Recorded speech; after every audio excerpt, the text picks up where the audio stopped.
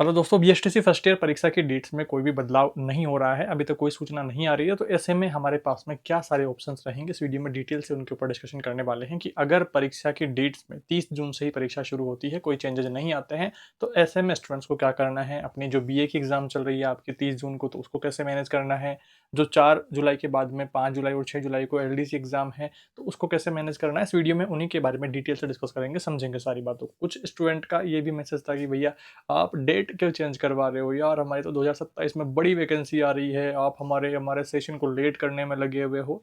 तो भाई देखो ना, पर्सनली मेरा ना कोई फायदा है और ना कोई नुकसान है। आप जानते हैं कि बीएसटीसी करने वाले मैक्सिमम 12th पास स्टूडेंट हैं, जिनकी सीईटी 12th वाली भी पास करी हुई है और वो अब एक्सपायर हो चुकी है। अब आपको आगे साल के लिए नई सीईटी पास करनी होगी और उसमें आपने आलोक जी के कुछ इंटरव्यूज देखे होंगे कि 3-3.5 लाख ही लोग वो पास करेंगे और फिर आगे जो वैकेंसीज आएंगी तो उन्हीं को वहां पर लेंगे। तो इस चीज़ को समझना है कि कंपटीशन अब थोड़ा सा हार्ड हो रहा है। ऐसे में जिनकी सीईटी पास है उनके पास में एलडीसी का ये अंतिम अवसर है, और जिनकी तैयारी अच्छी हो रखी है तो भाई वो एग्जाम देकर के सेलेक्ट हो जाते हैं, तो उसमें उनका फायदा ही है, उनकी लाइफ सेट हो जाएगी। भाई इतना जो बेरोजगारी वाली चीजें हैं, तो आप समझते हैं कि भाई खुद के पैरों पर खड़ा होना, एक फाइनेंशियली स्टेबल हो जाना आज के टाइम में कितना इंपॉर्टेंट है। आपसे बढ़िया कौन और समझ पाएगा भाई। और सारी चीजें आपके लिए है। अब कोई पीएचडी करके आगे बीएसटीसी में आ रहा है कि हमारी तो सुपरवाइजर की भी आ रही है, सेकंड ग्रेड की भी आ रही है, फर्स्ट ग्रेड की भी आ रही है, तो ऐसे में सब चीज़ों का थोड़ी होगा भाई। बीएसटीसी तो 12th लेवल का कोर्स है, तो 12th वालों की बात तो मैं ज़्यादा सुनूंगा ना भाई। और एक दो कमेंट तो ऐसे भी थे कि आप तो अपनी दुकान चला रहे हो, आगे 2027 में हमारे लिए बड़ी वैकेंसी आ रही है, तो उसमें हम एलिजिबल नहीं हो पाएंगे अगर सेशन लेट हो गया तो हमारा नुकसान क्यों करवा रहे हो। ऐसे में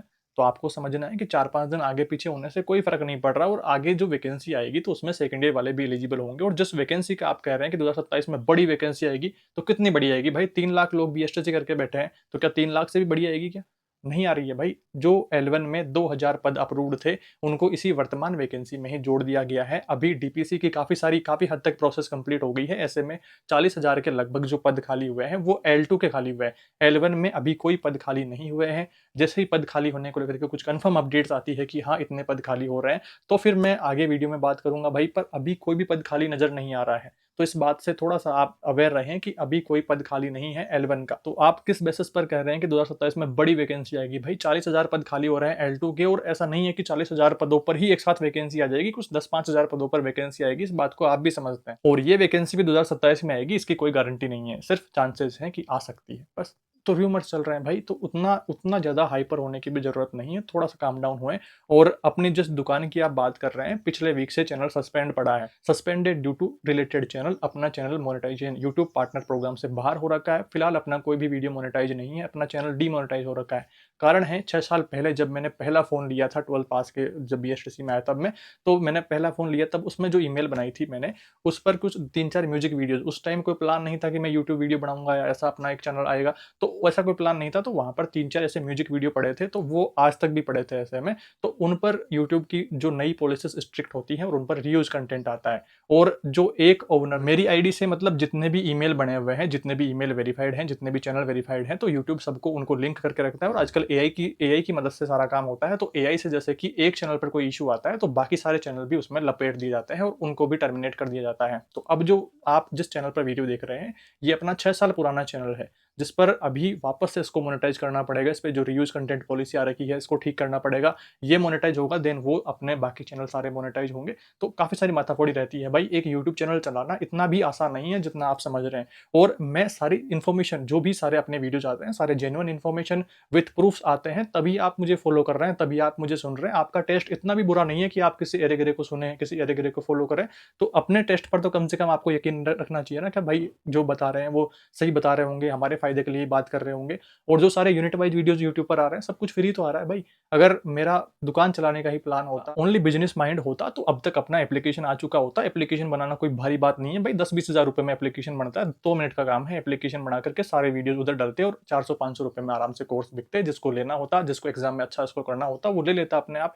तो सारे वीडियो आपके लिए फ्री आ रहे हैं, और कुछ जो चार्जेस पीडीएफ वगैरह के लग रहे हैं, वो भी सिर्फ आपकी मदद के लिए लग रहे हैं, क्योंकि सिस्टम अपडेट करना, माइक अपडेट करना। ये जो माइक जिससे आप वॉइस सुन रहे हैं भाई, ये 13,000 रुपए का माइक है।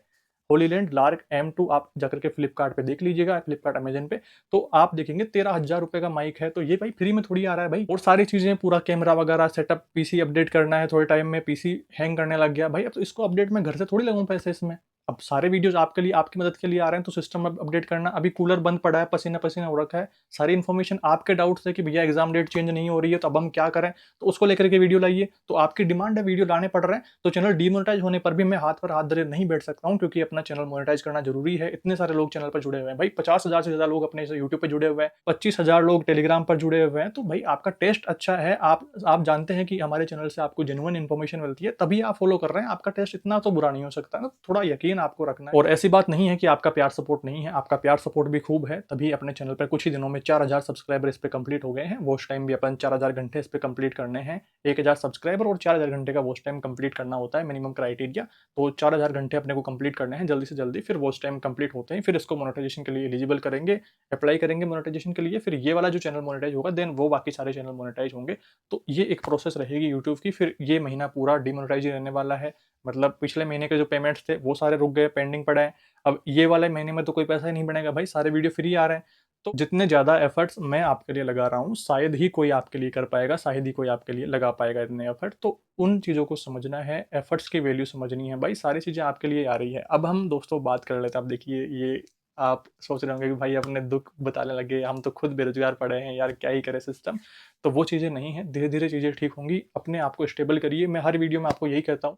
जब भी ऐसे मोटिवेशन की बात आ जाती है तो एक गाना मेरे जहन में घूमता है, 2 लाइनें आपको सुनाता हूँ, देखिए।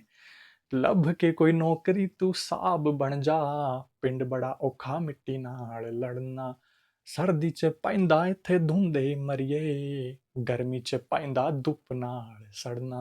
पूरा गाना तो याद नहीं है, पर ये 2 लाइनें याद आती हैं, मोटिवेट करती हैं काफ़ी कि ढूंढ कर कोई नौकरी आप साहब बन जाइए, वरना खेती करना, सर्दी में पानी डालना खेतों में, या कोई काम पर जाना, धूप धूप में आपको सड़ना पड़ता है। तो काफ़ी चीज़ें हैं कि एक बेरोजगार लाइफ आप सब समझते हैं अच्छी प्रकार से, तो अपने आप को स्टेबल, फाइनेंशियल स्टेबल करना ज़रूरी हो जाता है। और कोई सामने वाला आपके लिए एफर्ट लगा रहा है तो सिर्फ उसको उसके स्वार्थ की नज़र से ना देखें, आपका उसमें कितना फ़ायदा हो रहा है, इस चीज़ का भी आप ध्यान रखें।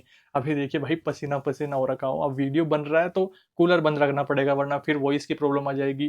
काफ़ी अपने जो क्लासेस वाले वीडियोज़ थे उनमें भी वॉइस कम आ रही है, तो वो भाई कूलर बंद करने के बाद में भी अब माइक की वॉइस भी कभी-कभी रिकॉर्डर में चेंज कर देता हूँ, तो उसमें थोड़ा-सा इश्यू आ जाता है। बट मैं फिर भी कोशिश करता हूँ कि एक ठीक कंटेंट आप तक पहुँचे, कम समय में आप उतना सफिशिएंट मैटर कवर कर लें कि आपके एग्ज़ाम में अच्छा स्कोर हो जाए। जो यूनिट आपके 5 नंबर का है तो उसमें से पूछे जा सकने वाले जो इंपॉर्टेंट टॉपिक है वो सारे कवर हो जाएँ। तो ये सारी चीज़ें हैं, जैसे ही अपना चैनल ठीक होता है तो मैं आपको बताता हूँ, टेंशन वाली कोई बात नहीं है। फिलहाल तो चैनल मोनेटाइज़ हो जाना चाहिए, बाकी कुछ कंफर्म नहीं कह सकते हैं भाई, देखते हैं क्या सारी चीज़ रहती है। अब हम बात कर लेते हैं कि अगर आपके एग्ज़ाम डेट्स में कोई चेंजेज़ नहीं होते हैं, जो कि नहीं होने वाले हैं। भाई अगर चेंजेज़ होने होते तो अब तक हो चुके होते, अब चेंजेज़ अगर नहीं होने वाले हैं तो ऐसे केस में आपको क्या करना है, विथ प्रूफ्स आपको दिखाता हूँ, जो गाइडलाइंस दी हुई है डीएलएड की तरफ से, उनमें अब आपको क्या करना है। सबसे पहली और महत्वपूर्ण बात आप ये समझिए कि आपके जो कक्षा शिक्षण के काम हैं सारे, जो आपकी सैद्धांतिक परीक्षाएँ हैं और जो क्रियात्मक पक्ष है, जो आपका फाइनलेशन है, क्रियात्मक अभ्यास शिक्षण है, सभी में अलग-अलग उत्तीर्ण होना आपका अनिवार्य है। और निर्धारित जो उत्तीर्णांक हैं यानी कि 40% मिनिमम अंक आपके आना ज़रूरी है कम से कम। इसमें प्रत्येक प्रश्न पत्र के अंतरांकन, बाह्यांकन और योग वृहद योग में 40% अंक लाना आवश्यक है, सब में अलग-अलग, जो कि हम पहले भी एक वीडियो में डिस्कस कर चुके हैं कि आपको पास होने के लिए कितने नंबर चाहिए। तो उस वीडियो में हमने सारी बातें अच्छे प्रकार से डिस्कस करी और आपको दिखाई है सारी जानकारियाँ, तो वहाँ वहाँ पे आप और अधिक जानकारी इसके ले पाएंगे। अभी हम बात कर रहे हैं कि अगर आप कोई पेपर छोड़ देते हैं, आपके एलडीसी एग्जाम आ रही है, आपके 30 जून को भी एक बीए का पेपर बता रहे थे स्टूडेंट, तो उनको लेकर के आप कैसे मैनेज करें। तो आप देखिए, 2 पेपर डीएलएड के छोड़ सकते हैं, उनकी एग्ज़ाम कब होगी, सेकेंड ईयर के साथ में आपकी एग्ज़ाम होगी। जब अगले साल बीएसटीसी फर्स्ट ईयर की एग्ज़ाम होगी, तब आपकी एग्ज़ाम ये करवा दी जाएगी बैक पेपर की। आपकी जो अभी एग्ज़ाम्स रहेंगी, इनमें भी आप नोटिस करेंगे कि कुछ स्टूडेंट आपके साथ में बैक वाले स्टूडेंट होंगे, जो सेकेंड ईयर वाले होंगे, और कुछ स्टूडेंट ऐसे होंगे जिनका कोर्स पूरा होने के बाद में भी कोई पेपर फर्स्ट ईयर का बैक रह रखा होगा, तो वो भी स्टूडेंट आपको देखने को मिलेंगे। तो 2-4 आपको ऐसे मिल सकते हैं आपके सेंटर पे। तो वो बातें हैं। अब यहाँ पर आप देखिए कि किस-किस स्थिति में आप अपना पेपर छोड़ सकते हैं, स्किप कर सकते हैं और कितने पेपर छोड़ सकते हैं। तो निम्नांकित कोटि के परीक्षार्थियों को सैद्धांतिक पक्ष में वृहद योगांक में उत्तीर्णांक प्राप्त करते हुए किन्हीं 2 प्रश्न पत्र के बाह्यांकन या अंतरांकन में अनुत्तीर्ण या अनुपस्थित रहने की स्थिति में उसे द्वितीय वर्ष के लिए क्रमोन्नत किया जा सकता है। तो आप 2 पेपर छोड़ सकते हैं, अपनी 2 परीक्षाएँ छोड़ सकते हैं, पर इसमें ध्यान रखना है कि बाकी की 8 परीक्षाएँ आपको देना होगा, उनको अच्छे से पास करना होगा। और जो आपका 9वां यानी कि जो आपका 11वां काम है, फाइनलेशन का जो क्रियात्मक अभ्यास शिक्षण है, आपकी इंटर्नशिप डायरी जमा होती है, इंटरव्यू होता है कॉलेज में, साक्षात्कार रूप में आपसे कुछ वाइवा के अंतर्गत प्रश्न पूछे जाते हैं, तो वो सारा काम आपको कंप्लीट करना होगा। तो आप सेकंड ईयर में चले जाएँगे, आपका काम अच्छे से हो जाने वाला है, कोई दिक्कत समस्या नहीं रहेगी और जो बचे हुए 2 पेपर हैं, वो आपके फिर सेकंड ईयर के साथ में लग जाएँगे, उनका सेकंड ईयर के साथ में वापस से एग्ज़ाम फॉर्म भर के, तो वो काम हो जाने वाला है, आपका साल खराब नहीं होगा। तो ये बात आपको समझनी है कि 2 पेपर आप छोड़ सकते हैं। अब वो किस-किस स्थिति में छोड़ सकते हैं, तो शिक्षा के क्रियात्मक अभ्यास शिक्षण जो आपको 11वां विषय शो किया था आपके एग्ज़ाम फॉर्म में, तो वो जो काम है, वो आपको पास करना होगा और सैद्धांतिक पक्ष आपके 10 परीक्षाओं में से केवल 2 परीक्षा आप छोड़ सकते हैं। इसमें आप अनुत्तीर्ण फ़ेल हो गए या अनुपस्थित रह जाते हैं, तब भी कोई दिक्कत नहीं रहेगी, आप सेकंड ईयर में चले जाएँगे। या फिर सैद्धांतिक पक्ष के केवल 1 बाह्यांकन में अनुत्तीर्ण होने के साथ में या किसी एक प्रश्न पत्र के अंतरांकन में अनुत्तीर्ण या अनुपस्थित होने की स्थिति में सैद्धांतिक कुल योगांक सहित शिक्षा के क्रियात्मक पक्ष में उत्तीर्ण होना चाहिए, तो भी आपके कोई दिक्कत समस्या नहीं रहेगी। अब यहाँ पर बात आ जाती है, यही सारी बात घुमा-फिरा के की हुई है कि आप 2 कामों में एब्सेंट रह सकते हैं और पुनर्गणना के लिए जो आपके रीचेकिंग वगैरह को लेकर के ₹75 ये सारी बातें हैं, क्रमोन्नत होने वाले परीक्षार्थियों को प्रवेश के 3 वर्षों के भीतर अनुत्तीर्ण रहे विषयों को उत्तीर्णता प्राप्त करनी अनिवार्य है। इसी समयावधि के पश्चात उनका प्रवेश निरस्त माना जाएगा, तो आपको क्रमोन्नत होने वाले परीक्षार्थियों को प्रवेश से 3 वर्षों के भीतर अनुत्तीर्ण रहे विषयों को, यानी कि एक तो आपने फर्स्ट ईयर अभी कर ली है, फिर उसके बाद में सेकंड ईयर के साथ में कोई पेपर वगैरह बैक रह रहा है तब क्लियर हो जाएगा और उसके बाद में 1 चांस आपका और रहने वाला है। तो इस तरह से 3 चांसों में आपका काम होएगा, तो कोई टेंशन वाली बात नहीं रहेगी। इसमें आपको समझना है कि आपके जिनके 30 जून को कोई बीए का पेपर है, तो बीए वाले पेपर ज़रूरी है भाई, उनके बैक रह जाती है तो वो क्लियर करने में माथापच्ची ज़्यादा है। तो आप उन एग्ज़ाम को दीजिएगा और इस 30 जून वाली पेपर को आप स्किप कर सकते हैं और फिर आप आगे के सारे 9 पेपर अच्छे से दीजिएगा। ये जो पेपर आपका फर्स्ट पेपर बैक रह जाएगा, तो फिर वो एग्ज़ाम आपकी अगले साल सेकंड ईयर के साथ में लग जाएगी, तो वो कोई टेंशन नहीं रहेगी और ये फर्स्ट पेपर है, तो इसको पास करना बाद में भी ईज़ी रहेगा, कोई दिक्कत नहीं रहेगी। उसके बाद में बात करते हैं एलडीसी एग्ज़ाम वालों के लिए। 5 और 6 जुलाई को एलडीसी का पेपर है और 4 जुलाई को भी पेपर है और इधर 7 जुलाई को भी पेपर है। अब आपको समझना है कि इन्हें मैनेज कैसे करना है। एलडीसी वाली परीक्षा है, तो उसका एडमिट कार्ड भी आ जाएगा तब तक तो आपको लोकेशन पता चल जाएगी। अगर 150 किलोमीटर का ही गैप है, देन आप बाइक से भी जा पाएँगे। सुबह या फिर रात को थोड़ा जल्दी नहीं निकल सकेंगे, तो सेंटर पे आप पहुँच जाएँगे आराम से, तो कोई दिक्कत नहीं आएगी। अगर सेंटर ज़्यादा दूर रहता है, तो ऐसे में आप 4 तारीख वाली एग्ज़ाम स्किप करके फिर 5 को ये वाली एग्ज़ाम दे करके और फिर ये एग्ज़ाम दे करके आगे कंटिन्यू कर पाएँगे और आपका जो ये चौथा पेपर है, ये नेक्स्ट ईयर क्लियर हो जाएगा, तो इसकी टेंशन नहीं लेनी है। ये भी आपके ईज़ी ही पेपर रहता है। आई थिंक हिंदी का पेपर है ये 4 जुलाई को, तो वो भी आपका ईज़िली क्लियर हो जाएगा बाद में, तो उसकी भी टेंशन नहीं लेनी है और जिनका 6 तारीख को पेपर है, तो वो 6 को पेपर दे करके सुबह यहाँ पर 7 वाली एग्ज़ाम में पहुँच पाएँगे क्योंकि जो 7 को पेपर होने वाला है, वो आपका सेकंड शिफ्ट में होएगा, तो अगर आप सुबह भी रवाना होंगे, तो आप दोपहर बाद तक अपने एग्ज़ाम सेंटर पे जहाँ पर एग्ज़ाम लग रही है पहुँच जाएँगे, तो 7 वाली एग्ज़ाम में उतनी टेंशन नहीं है, जितनी 5 जुलाई को जिनकी एलडीसी का पेपर रहेगा, तो उसकी टेंशन रहेगी। और इस बीच आप अपनी एलडीसी की प्रिपरेशन भी नहीं कर पाएँगे क्योंकि डेली एग्ज़ाम रहेगी 30 जून से लेकर के लगातार 11 जुलाई तक पेपर चल रहा है, तो ऐसे में बीच में गैप नहीं है, तो ऐसे में आप एलडीसी का तो भूल ही जाओ, सिर्फ़ आपको डीएलएड पर ही फ़ोकस रखना पड़ेगा, तो ऐसे में अभी से आप अपनी तैयारी को कंटिन्यू करते हुए कंप्लीट तैयारी आप कर लीजिए। ये तो है भाई मैनेज करने का एक ठीक तरीका, जो लोग फाइनेंशियली उतना स्टेबल नहीं है, तो वो 4 वाली एग्ज़ाम को स्किप करके 3 को ही आप शाम को घर के लिए निकल जाएँगे या फिर 4 को सुबह निकल जाएँगे, तो 4 को शाम तक घर पे पहुँच जाएँगे और 5 को आप एग्ज़ाम सेंटर पे जाकर के फिर एग्ज़ाम दे लेंगे अच्छे प्रकार से। और जो लोग फाइनेंशियली अच्छे प्रकार से स्टेबल हैं, 5-10 हज़ार रुपए खर्च कर सकते हैं, जिनकी एलडीसी की तैयारी अच्छे प्रकार से हो रखी है, वो उनको फुल कॉन्फिडेंस है कि सिलेक्शन हो जाएगा। 5 तारीख को भी जो 2 पारियों में एग्ज़ाम होने वाली है, 2 पेपर होंगे एलडीसी के सेम सेम डे, तो उनको आप मैनेज करके अच्छे से तैयारी आपकी है, तो आप थोड़ा रिस्क ले सकते हैं। 5-10 हज़ार रुपए खर्च करके कोई फोर व्हीलर गाड़ी अपनी रख सकते हैं किसी दोस्त से या आपके पास हो तो अच्छी बात है, तो उससे भी आप जा सकते हैं, तो आप अपनी एग्ज़ाम को इस प्रकार से मैनेज कर सकते हैं। अगर डेट्स में कोई चेंजेज़ नहीं होगा तो, और अभी तक डेट को चेंज को लेकर के कोई भी अपडेट नहीं आ रही है, तो फुल्ली चांसेस हैं कि डेट में कोई चेंजेज़ नहीं होगा। तो ऐसे में आपको ध्यान रखना है कि ऐसे आपको मैनेज कर लेना है अपनी एग्ज़ाम को और मैनेज करना ही पड़ेगा क्योंकि आपको खुद को अपने आप को फाइनेंशियली स्टेबल करना है। आप देख रहे हैं कि छोटी-सी एग्ज़ाम को 4-5 दिन आगे-पीछे करने में इतने सारे लोग विरोध में आ गए हैं, जबकि कोई ख़ास कुछ फ़र्क नहीं पड़ रहा है भाई, 4-5 दिन आगे हो जाए, 4-5 दिन पहले हो जाए, तो उससे क्या ही फ़र्क पड़ जा रहा है। तो ये सारी बातें हैं दोस्तों जो कि आप लोग ध्यान में रखेंगे। आई होप आपने ठीक से सारी बातों को समझ लिया है। अब आप सोच रहे होंगे कि भाई आपने तो काफ़ी दुखी कर दिया है, आपने सारी प्रॉब्लम्स बता करके, तो ये सारी प्रॉब्लम्स नहीं है दोस्तों, मेरी पर्सनल लाइफ में भी काफ़ी सारी माथाफोड़ियाँ चलती रहती है। अभी परसों भी अपने चैनल पे कोई वीडियो नहीं आया क्योंकि मैं हॉस्पिटल में था पूरे दिन से। पिछले महीने मेरे एक दोस्त का एक्सीडेंट हो गया था, उसका पैर टूट गया भाई, तो वो 1 महीने से हॉस्पिटल में था। पहले तो डॉक्टर गारंटी से कह रहे थे कि भाई आपका पैर जोड़ देंगे, कोई दिक्कत नहीं आएगी। वो 23-24 साल का बंदा, उसको 1 महीने से इलाज चल रहा था। डेली के 3-4 हज़ार रुपए उसके खर्च हो रहे थे ड्रेसिंग वगैरह में, सारी चीज़ों में। अब वो परसों कहते हैं हैं डॉक्टर कि उसका पैर काटना पड़ेगा, वो पैर नहीं बचने वाला है, वो पैर सड़ गया मतलब। अब आप ये बताइए कि गरीब परिवार का बच्चा जो पिछले 1.5 महीने से 1 महीने से लगभग उसका इलाज चल रहा है, 1.5-2 लाख रुपए खर्च हो चुके हैं उसके इलाज पे, और अब उसके बाद में डॉक्टर कह रहे हैं कि ये पैर नहीं बचने वाला है, इस पैर को काटना पड़ेगा, जितना जल्दी आप काट लोगे उतना अच्छा रहेगा, वरना इन्फेक्शन आगे और फैल सकता है। तो ऐसे में भाई उसके साथ भी होना ज़रूरी है, फिर दोस्ती का मतलब ही क्या क्या रह गया जब अपन उसको अगर इमोशनली मोटिवेट नहीं कर सकते हैं, उसके साथ में खड़े नहीं हो सकते हैं, तो फिर क्या ही मतलब रह गया दोस्ती का।